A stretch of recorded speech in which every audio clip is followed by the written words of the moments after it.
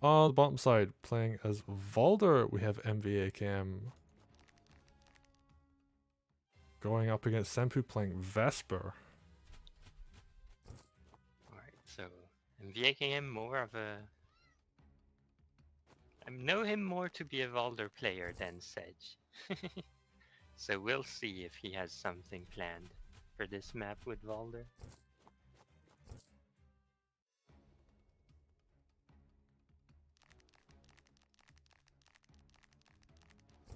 That's true. And interesting to see, like, Sempu's picking Vesper, who, again, like, I think is a very strong pick. But we're going to see if Sempu can make it work. And actually, funnily, you know, if we're thinking about the last game, Sempu kept going for lethal attempts. And if there's one thing Vesper is very good at, it's like securing a lethal. Especially in situations where there were surrounds, which is what was happening in game 1. So Sempu's kind of like, I guess you could say, adapting to the play style that they were going for. Yep. Oh, and I think maybe Sempu could have gotten better trades against Valder with that early village shenanigans, but so far, I think Valder has gotten value early game, is what I'm trying to say. Yeah. And Sempu, I mean, they're getting their own value here. They're going to hit that sword. They're going for that hideout capture again. So I think that's kind of what they want to do. They want to get a thief out. They want to get the big steal if they can. And, you know, they're like a little bit behind on economy right now. MVAKM, of course, Valder are going to be very different to Sedge in that regards. Going to be able to... Gets that village right from the get-go. Yeah. Like, doesn't heal yet, you know. So he's probably gonna... That's pretty interesting. And, ooh, we're not even seeing the wagon getting healed. I'm a little bit scared here because... Oh, but he puts a sword in front. Okay. I was thinking Valder could just summon a sword and try and finish off the wagon, but... I mean, he still can, technically. Yeah, oh, actually, you can do that from a relatively safe position, too. I don't think swords do enough to wagons, do they? Like, oh, maybe... I feel like it would have to be like a super high roll, but yeah, MVAKM's not going to go for it. They're just going to throw a sword into a knight. I guess, actually, that does make a lot of sense in this circumstance. Because Valder has a lot of swords, like he's got a lot of extra units. And the knight is the big thing that's threatening his knight. So if he can kind of like weaken that, then it makes a lot of sense. Oh, and it actually prevents the knight crit coming onto MVAKM's knight as well. So yeah, MVAKM's playing this early. The sword could have been removed, I guess. But yeah, but I mean the knight crit wouldn't have killed, I believe, in that circumstance. So yeah. Overall, great Valder play. Like, this is... I mean, it's not to say MVAKM was playing poorly game 1, but like, this is way more like what I'm used to seeing MVAKM do, which is like picking an early game commander and like running over the entire map. yeah, and you know, this is Sempu's choice to come back to this map, right? Like, Sempu was like, you know, that was a pretty close game 1. Like, I had opportunities to win. Like, if we just swap the commanders, like, can I do this? And the answer to that question is apparently no. In actual fact, MVAKM is playing much better in this game too. I'm wondering if maybe the commander bans were different this second game. Which... that's something we could actually go and check. We will do after in the post game. Oh, and we're seeing a surround. Well, not really, but Vesper's gonna have a... Oh, Vesper can't... Oh, Vesper can technically get out, but... well, she doesn't have a mage. I guess there is a mage nearby, so she's not completely surrounded, but it's gonna be awkward for Vesper. Yep. Actually, yeah, because of the positioning of that village, you know, the mages... Actually, the 2 mages are going to be able to cover against the dragon. And now... Dragon could hit from the bottom. Oh, that's true. But it's not going to be able to get like a big surround on her or anything. No. Oh, those spears. It Oh, loses the thief for that. the spears and the balloon are going to make that incredibly awkward though. Wow. There is no surround because mage can take a balloon and the other one can crit the spear. Oh, right, yeah. So yeah, Vesper can, you know, slowly get out of there.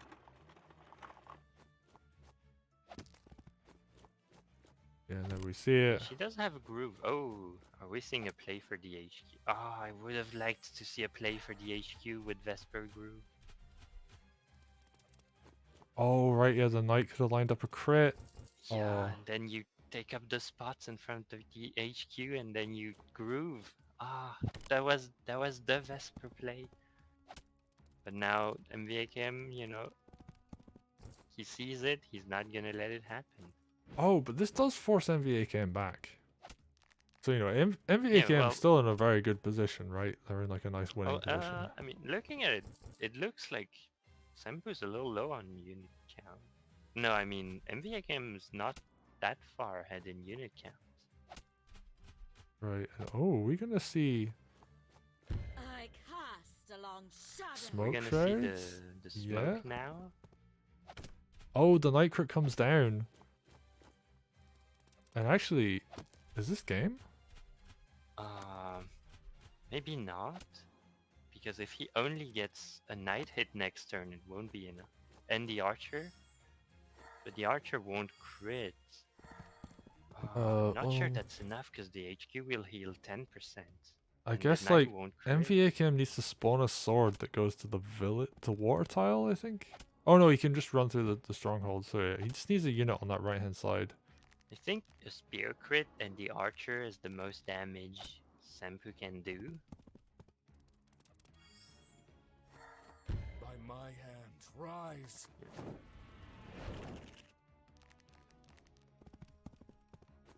Even just puts the swords. Doesn't. Oh yeah, I mean obviously can't attack. Sorry, I'm being silly. I'm not sure Sempu can get the HQ here. Yeah. Yeah, But, it doesn't look like it. but they can I assume he reposition would've- their army, and I assume he would have killed the HQ if he could get it. Now it's that Vesper turn of you got one turn, but was it enough? That's the Yeah. question for Sempu. Was that Vesper turn enough to win the game? yeah, because it forced back the army. Economy's pretty even again. I was gonna say the armies are kind of equal, but no, this turn's gonna be a devastating one. Yeah. Running knights into spear crits is a bit of a questionable choice, but even suicides a sword onto the archer. I don't know how I feel about that. I guess he's a bit worried about his HQ. Yeah, ooh, our archer gets picked off. Sempu doing an okay job here. Yeah, actually, I see what you mean about worrying about the stronghold, because yeah, spear crits could have just come in and melted it. It's still injured. Like, MVAKM has to worry about that, and yeah, follow-up night crits are going to be... I wonder if maybe last turn he should have tried to still spear crit the HQ and then maybe he can finish it off the next turn. But now it's becoming a little complicated of his Rise from your position to grave. speculate upon. Yeah, I mean, it's become very messy, and I actually think that favors Sempu from what was in the earlier game, where it just looked like Valder was dominating. Yeah, but it also is a situation where Valder strives. Where like it's messy and then he gets hits and grooves and every turn he gets value. That is true. But Sempu's doing a decent job of holding in here. You know, they're healing up, they're repositioning units. I'm a They little do have bit... the economy. Yeah, the economy's looking pretty good.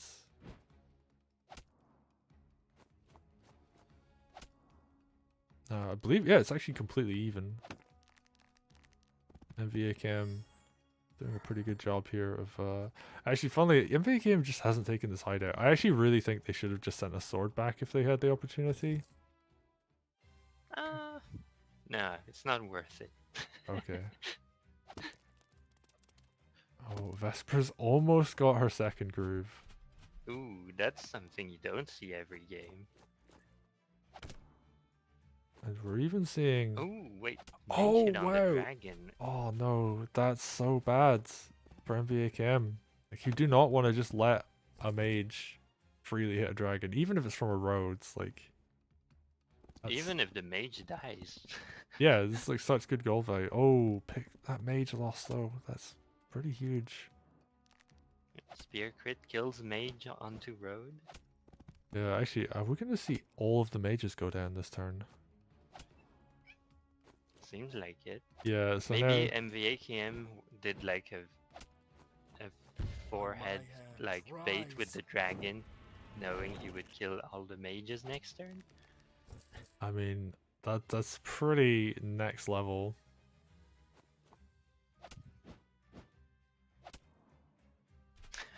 Sempu has so little units left.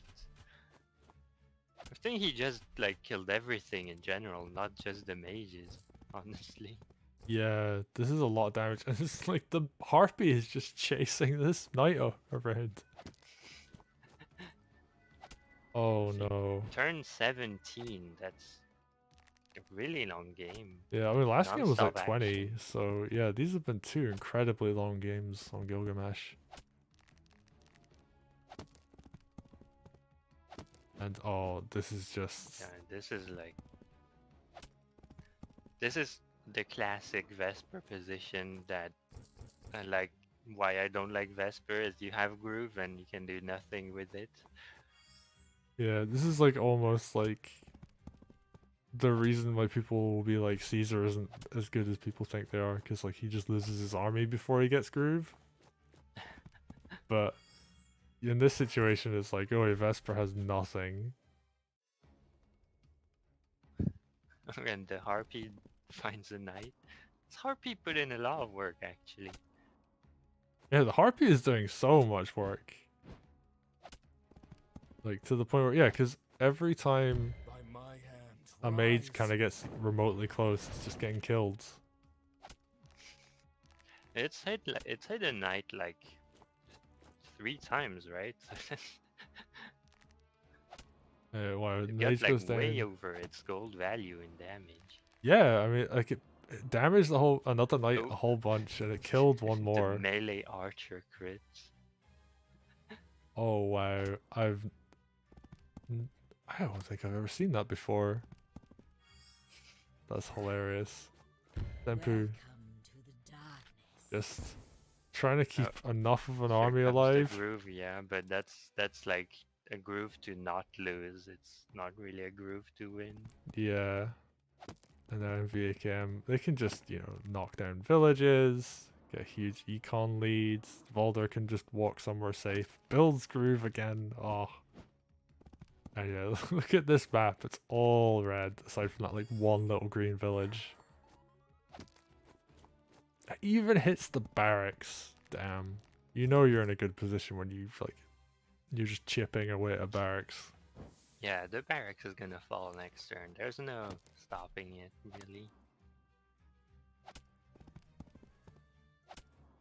And Sempu, in theory, they can still win, right? Like, if they have enough units that are good at getting lethals, like, all it takes is one mispositioned commander. And that's really what they're playing for right now.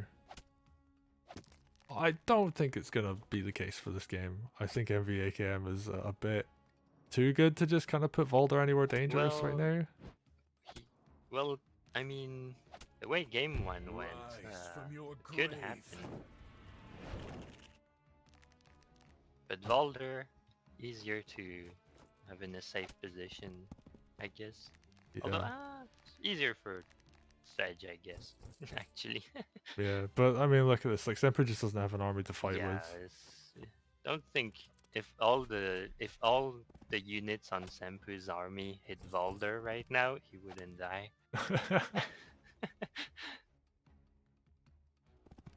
Yeah, you're not So- wrong actually. I think it would have taken like a night crit plus Vesper to do it, but yeah, it's so close. Wow, even like the spear dying to a crit, The melee archer crit again. and there's so much damage coming in. Is Vesper? No, Vesper's fine. I mean, okay, fine is not quite what she is, but she's alive.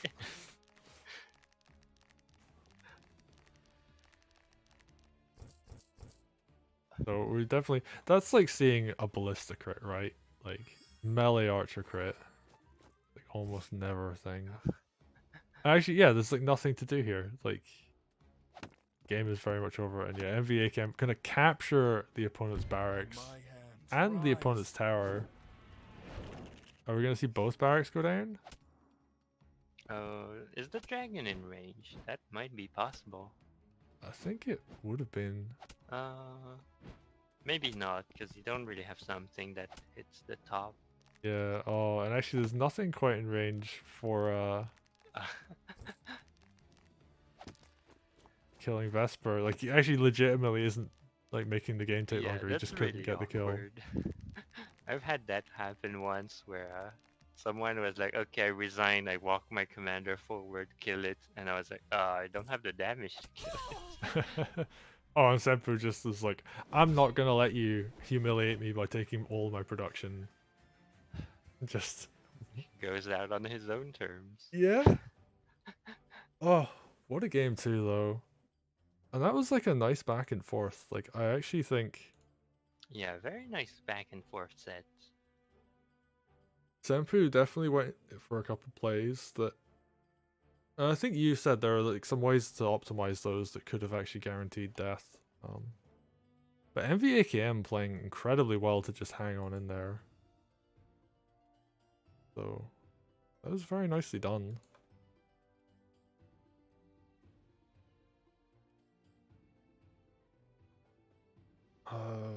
There was, I think, oh yeah, we were gonna check something, right?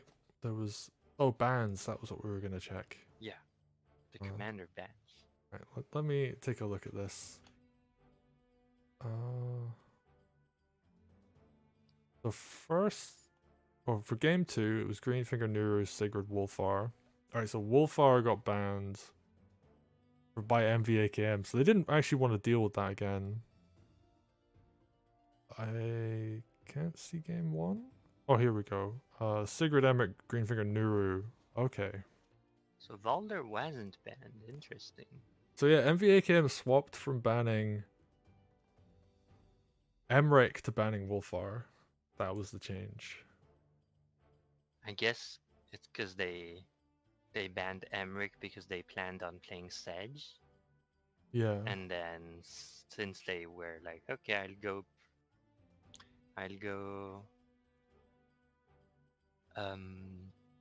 Valder now, so he didn't need to ban Emmerich. Okay. Actually, this might be the first Emmerich ban I see that in Groove of War that's not against me. Interesting. Okay, well that's us for today. There's another set completed, but we don't have the codes, so we're gonna do that on Monday along with, or maybe Sunday, depending. But I think we're gonna do some map testing on Sunday. So let's exit out of the screen.